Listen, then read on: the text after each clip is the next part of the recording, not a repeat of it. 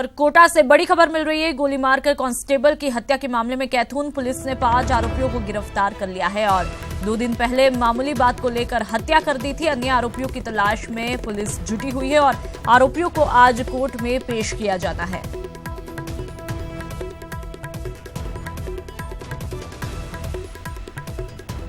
आपको बता दें कि गोली मारकर कांस्टेबल की हत्या के मामले में कड़ी सुरक्षा के बीच आज आरोपियों को कोर्ट में पेश किया जाएगा।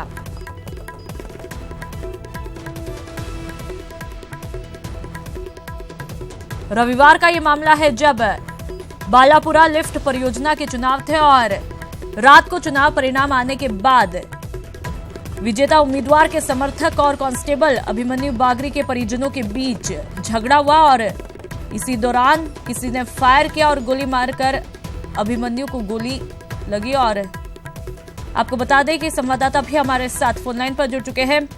जानना चाहेंगे फिलहाल अभी कार्रवाई किस दिशा में चल रही है? जी, कैथून पुलिस ने कार्रवाई करते हुए देर शाम 5 आरोपियों को गिरफ्तार किया है। इस मामले में जो आसपास के बपावर श्यामपुरा के रहने वाले मेघराज, रामराज, कुशराज सहित उनके साथियों को गिरफ्तार किया है और आज कड़ी सुरक्षा में इन 5 आरोपियों को कोटा के कोर्ट में पेश किया जाएगा। और फिलहाल गांव में भी जो पीड़ित है उनके और आरोपियों के घर के आसपास पूरा जाब्ता पुलिस का तैनात है, क्योंकि कल आंसू गैस छोड़कर हालात को काबू किया गया था। जब कांस्टेबल का अंतिम संस्कार किया गया था उस दौरान उनके परिजन ने आरोपियों के घर पथराव भी किया था और पुलिस को काफी मशक्कत करनी पड़ी थी। आंसू गैस छोड़कर हालात को काबू किया गया और पुलिस का जाब्ता अभी गलाना गांव में जो कैथून थाना इलाके में पड़ता है वहां तैनात है। 2 दिन पहले कांस्टेबल अभिमन्यु मोगिया की बदमाशों ने गोली मारकर हत्या कर दी थी। इस मामले में कैथून पुलिस अन्य आरोपियों को भी गिरफ्तार करने के लिए अलग अलग टीमें पुलिस की जो बनी हुई है वो दबिश दे रही है और आज कड़ी सुरक्षा के बीच में उनको कोर्ट में पेश किया जाना है। फिलहाल अभी कार्रवाई की प्रक्रिया जारी है। तमाम जानकारियों के लिए ओम प्रकाश बहुत बहुत शुक्रिया। बढ़ते हैं आगे। जैसलमेर से मुंबई फ्लाइट का संचालन रद्द किया और हफ्ते में 3 दिन फ्लाइट का संचालन अब बंद रहेगा। मंगलवार, गुरुवार और शनिवार को फ्लाइट नहीं उड़ेगी और मुंबई एयरपोर्ट पर रनवे का काम होने के चलते ये फैसला लिया गया। यात्रियों को इसके चलते परेशानियां भी उठानी पड़ेगी।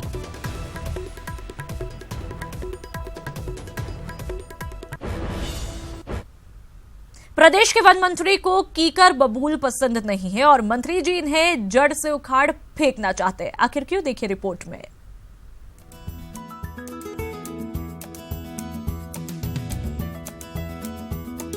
बोया पेड़ बबूल का तो आम कहां से होए।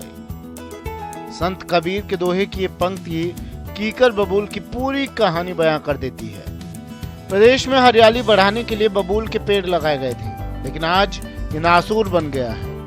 वन मंत्री सुखराम बिश्नोई को बबूल का पेड़ पसंद नहीं। उनका कहना है कि बबूल पेड़ बर्बादी की निशानी है। देखो, जंगली बबूल अपने यहाँ का है नहीं, इजराइल का है और ये जंगली बबूल जिस फॉरेस्ट में होगा, एक तो वहाँ के नीचे का घास जल जाएगा, वहाँ की जो आयुर्वेदिक पौधे वो जल जाएंगे, पास का पड़ोस का पौधा पेड़ जल जाएगा। इसलिए जो भी हमारे मतलब सेंचुरी है या अभ्यारण्य जहाँ भी है उसमें अंदर की साइड जितना भी जो फरा है वो सब हटाएंगे। बाहर की साइड में बीघा भले रहे तो रक्षा के लिए रह सकता है। कभी बबूल हरियाली बढ़ाने और मरुस्थल रोकने के लिए लगाया गया था, लेकिन आज इसके कांटे सरकार को चुभने लगे हैं। बबूल के बारे में जैसे हर विषय में, एनवायरनमेंट के विषय में एक डिबेट हमेशा रहती है। कोई लोग उसके प्रो होते हैं, कोई लोग उसके अगेंस्ट में हैं। उन चीज़ों को ध्यान में रखते, जैसे मंत्री जी ने बताया कि जो सघन वन है वहाँ पे अगर विलायती बबूल ज़्यादा बढ़ रहा है तो उसको रोकना बहुत ज़रूरी है। कीकर बबूल एक ऐसी प्रजाति का पेड़ है जो अपने अलावा किसी अन्य प्रजाति के पेड़ पौधों को नहीं पनपने देता। इस पेड़ से भूजल स्तर कम होता जाता है, साथ ही प्रदूषित होने की भी संभावना बनी रहती है।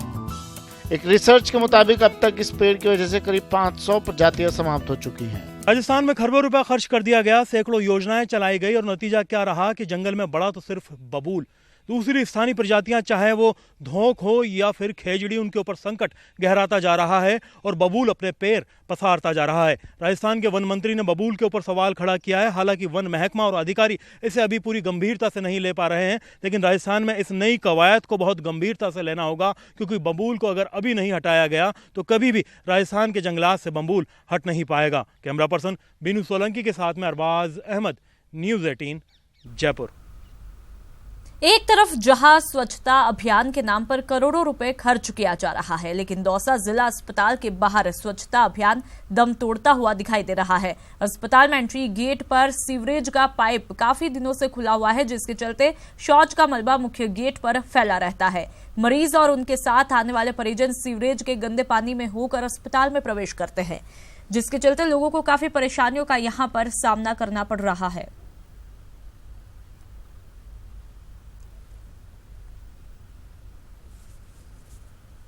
और आप सर, यहाँ मेरे बड़े भाई साहब के बच्चा हुआ है, तो यहाँ आते ही मूड खराब हो गया सर। बहुत ज़्यादा गंदगी है यहाँ। मेन गेट पे घुसते ही ये सीवरेज का पानी निकल के बाहर आ रहा है, लोगों के पैरों में आ रहा है। बहुत ज़्यादा परेशानी हो रही है सर। MCH के बाहर ही नहीं, अंदर भी कई चीज़ें हैं मिसिंग हैं और उनमें सीवरेज संबंधी प्रॉब्लम है और मेन बिल्डिंग में भी है। इसका सबका तखमीना बना के हमने NHM द्वारा बनवा दिया गया है और वो सरकार को भिजवा दिया गया है और पूरी बिल्डिंग में ही रिपेयर की कार्रवाई की जाएगी। उसके तहत इसकी भी कार्रवाई की।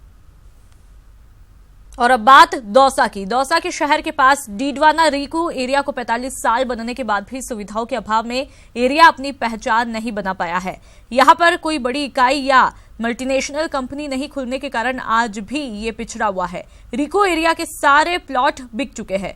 औद्योगिक एरिया डीडवाना में जमीन, पानी, मिट्टी और पावर ग्रिड भी अनुकूल होने के कारण यहां पर औद्योगिक विकास हो सकता है। वर्तमान में लालसोट से विधायक परसादी लाल मीणा के राज्य के उद्योग मंत्री बनने के बाद अब उम्मीद जगी है।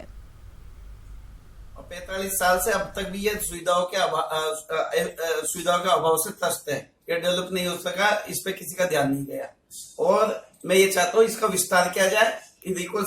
रीको क्षेत्र से लगती हुई तकरीबन 4200 बीघा जमीन, सरकारी जमीन यहाँ उपलब्ध है और यहाँ पे जो एग्रीकल्चर कॉलेज है उसको विश्वविद्यालय में उसका क्रमोन्नत